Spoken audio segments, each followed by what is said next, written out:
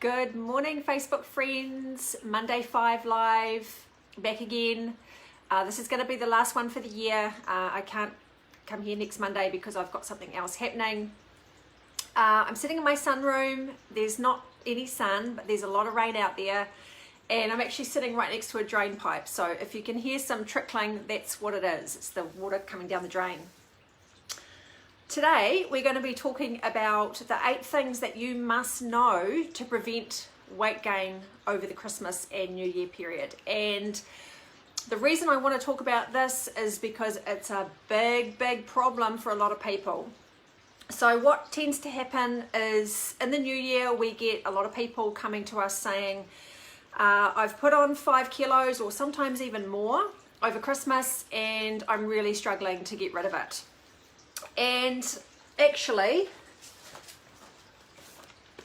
if you're local to Tauranga, you might have seen these. This is the Nourish magazine, which comes out once every 3 months. And in page 52, I have written a column called Staying Healthy and Happy in the Silly Season. So I'm actually going to be writing a regular column for this magazine, which is great because, as you guys know, we always have a lot to talk about. All right, so in the article, I had a 500 word limit, so I couldn't go into too much detail, but we're going to start with the main points that I wrote about in here. So here's 5 points about how to prevent weight gain over Christmas, and then I'm going to give you 3 extras. Okay, so the first thing to keep in mind is that this becomes quite a destructive pattern for people. It becomes an annual pattern, and they just keep repeating it year after year after year after year. So they go into the Christmas period, you know, maybe after a busy year, maybe they're feeling a little bit stressed after having, you know, a lot of busy things going on at work, or you know, there'll be a lot of work functions going on. Obviously, we've had a difficult year with COVID and all that sort of thing. And then without a plan in place, they just get carried away with the festivities and the food and the drink and all that sort of thing. So if you want to take control of your health and your body shape for good, you must get on top of those destructive patterns. And this is what I'm going to talk about. So there's 8 key ways to do that. The first one is you must get rid of your leftovers after Christmas Day. So leftovers is something, I think maybe it stems from childhood, when you were a kid and you had Christmas Day and then you had all the goodies left over and you'd have them in the fridge, and it was just so exciting because you had all these yummy things just on hand whenever you wanted them. But when we get into adulthood, that becomes a real big problem, because what happens is they sit in the fridge.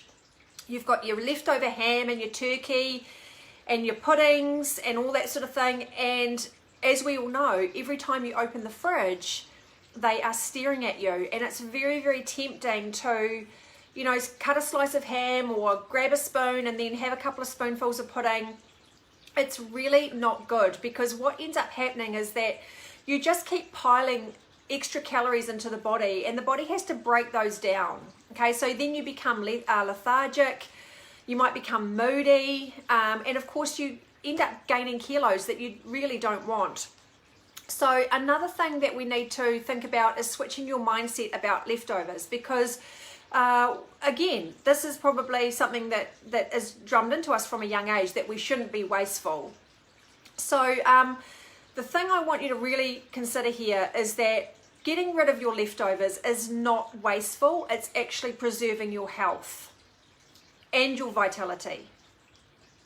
Because we know that the alternative, which is you eating them, is not good for you. So give them away. Or better yet, if you're hosting Christmas Day at your house, make sure that your guests leave with some of the leftovers. So hand them off to other people so that you're not left with them sitting in the fridge. Okay, so enjoy your Christmas Day, have whatever you like, you know, don't deprive yourself, but then get rid of the leftovers. That's number 1. The second one is, if you are gifted lollies and chocolates and things like that, don't keep them in plain sight. Don't put them in your pantry. Don't put them in your fridge. Certainly don't leave them out on your kitchen bench. Put them somewhere where you're not going to be seeing them every 5 minutes. So that might be a cupboard down the hallway. I know for us, we put them in the garage because when they're out of sight, they're out of mind. Okay, so the key thing is don't put them in a place where you're going to see them, because obviously you're just going to end up dipping into them constantly, and that's again more calories and more excess weight that you don't need. Even better is, you know, if you find it hard to control yourself around that sort of thing, is just ask your family and friends to not buy you, you know, sweets, chocolates, Turkish Delight, whatever it is that they would buy you. Just tell them not to. The third thing is to think about your schedule coming up for the next, say, month.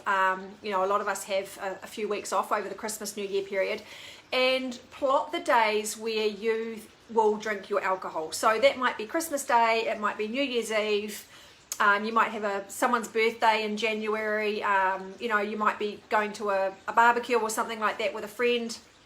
Plot those days and say, okay, these are the days that I'm going to allow myself a drink or two, and then keep the other days alcohol free. Because what tends to happen is if you don't place any limits on yourself, you know, often we get into impromptu events around this time of year. So someone will say, come around for a barbecue, or let's catch up, and inevitably you end up with a glass of wine or a can of beer in your hand. So if you can make a plan where you nominate the days that you're going to drink and then keep the rest alcohol free, that is going to go a really long way to preserving your health. And don't forget that alcohol, I don't care what the alcohol industry tells you, especially the red wine industry, it's not good for you. Alcohol is not good for you. It's not heart healthy. Red wine is not heart healthy. So alcohol is a toxin. It's going to kill your liver if you have too much. So by all means have a drink here and there, but then know when to just have a break, and make sure you have plenty of days where you're not even touching alcohol. If you're going away, if you're going camping, or if you're going away to visit family or friends, you can take some snacks with you, and that way you are in control of what you're eating. So things like fresh fruit are always good. They come in their own little packaging. You don't have to worry about, you know, organizing any kind of containers or anything. Fresh fruit comes in its own packaging. Take fresh fruit. Dried fruit is great. Dried apricots, dates, raisins, those sort of things. Nuts and seeds are really, really good. Even canned fruit is a good idea. So take plenty of nutritious snacks with you. You know, it could be rice crackers, it could be corn chips. That way you're not getting caught out by relying on the cheese board that ends up being put in front of you when you visit your family and friends. You know what happens? You get the cheese board, there's salami, there's, you know what I'm talking about, all the goodies on that cheese board that you will just end up picking at. This way at least you have some control over what you're eating and you're not going hungry. Okay, so that's number 4. Take plenty of snacks with you. And number 5 is make sure that you're getting plenty of deep, restful sleep. So what people are failing to recognize is that sleep is your number 1 fat burner, more than exercise. Sleep burns more fat than exercise. So at this time of year, it's really important to make sure that you're getting deep, restful sleep. It's going to burn that body fat, but it's also a really good detoxifier, because that's when the liver gets to work. And if you're eating a lot of food and drink, your liver needs to be processing all that. And your liver does that when you are sleeping. So, you know, what we usually say to people is aim for really good sleep 85 to 90% of the time. So what that means is that one night a week, if you're having a late night, that's fine. You can handle that. But you really want to be having a consistent bedtime around 10 p.m. each night, and that'll allow your body to you know, get enough rest and recovery, burn off those extra calories. And of course, when you have a good sleep, you wake up feeling refreshed, you're feeling good, you've got a good mood, you've got the motivation to eat well because you're well rested and you're not sort of feeling like, you know, stressed and too tired to think about what you're eating. It'll also give you the motivation to go and do some exercise, like go for a walk or do some yoga or something like that. So deep sleep is really, really important. And this is something that is so underestimated. You know, people just don't talk about sleep very much. So those are the 5 things I talked about in my Nourish magazine article. Where is it? I know it goes backwards on the screen. I don't know why. So that's it there. Those are the 5 points, but I've got 3 extras. The next one is water intake. So really you want to be drinking between 2 and 2.5 litres a day. And there's a couple of ways you can make sure you do that. First one is just to put a jug of water on the bench so that every time you walk past it, you have another drink. Otherwise, you know, put it in the fridge. So every time you open the fridge, it's a reminder. Even better, first thing in the morning, squeeze half a lemon into 500 mils of water. What that does is, lemon is it's very good for the body. It's actually alkaline in the body. And what it does is it helps flush out all the toxins. So as we just talked about, the liver does a lot of work at night, and in the morning you want all those toxins just flushed out. Thanks all you ladies for watching. It's good to see you here. Another thing is juicing. And when we eat a lot of excess food, excess calories, and we're drinking alcohol, that is such a strain on the liver, as I've just mentioned.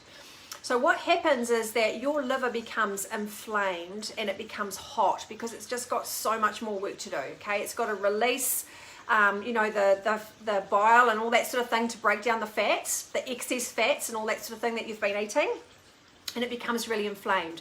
So a celery, cucumber and apple juice is amazing for cooling down an inflamed liver. Okay, so that should be your go-to at this time of year. Apple, celery and cucumber juice. I've just been dripped on. We must have a leak in our roof. All right. Number 7 is you can incorporate some fast days. If you are feeling really overwhelmed, if you've got to this point of this time of year and you're feeling quite stressed, don't fast. This is a mistake that some people make, is that they think that fasting is going to speed up the weight loss. If you're under any kind of stress, please don't fast, because what happens is that when you reduce your carbohydrate intake, which is your body's main source of fuel, your body has to release adrenaline to keep you safe, because your body's going, where's all my fuel? I don't have any. So the adrenaline starts getting pumped out of the adrenal glands to keep you functioning. And what this does is it puts your body into a state of further stress, or fight or flight mode is what we commonly know it as. So if you're feeling well and you're feeling well rested and healthy and on top of things, yes, do some fasting. If you're not feeling like that, please don't fast. Okay? So fasting is really good to balance out the excess calories that you'll be having at this time of year. And I'm not talking about anything crazy. We don't get into like full day fasts or anything like that.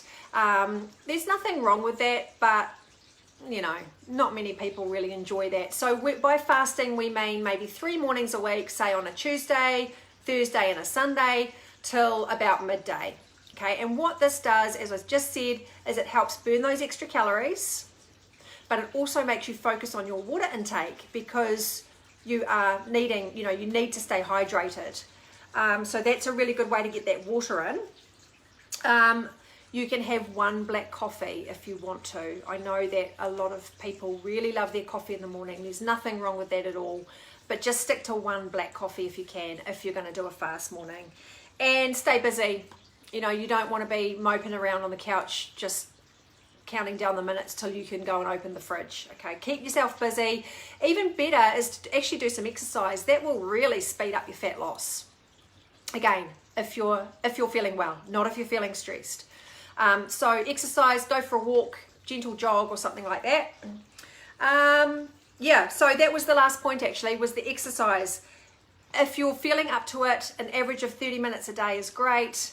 Do what you can handle, you know, climb the mount, go around the mount, go for a jog, do some yoga, whatever you feel like is the right kind of exercise for you. If you're not up to it, if you're feeling overwhelmed and you've just had a really shitty year or whatever it is, just go easy on yourself. and go for a gentle walk if you want to. Okay, so those were the 8 points. I'm just going to do a quick recap. So remember, 8 things you need to know to prevent weight gain over Christmas and New Year.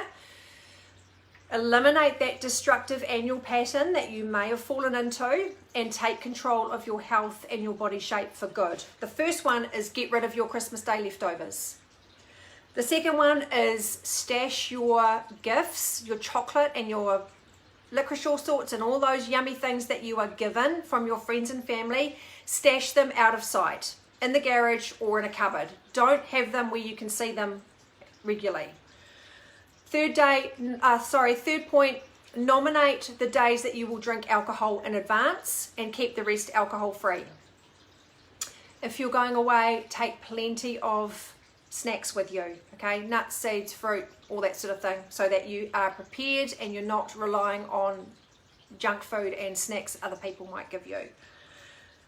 Deep restful sleep is number 5, so important. It's your number 1 fat burner. Number 6, 2.5 litres of water a day, and bring in some green juices. Cucumber, celery and apple, wonderful for cooling down an inflamed liver, okay? Fast days is number 7, only if you want to. 3 a week max till 12 p.m. Have heaps of water on those days. It'll help to balance out the extra calories that you may have been eating.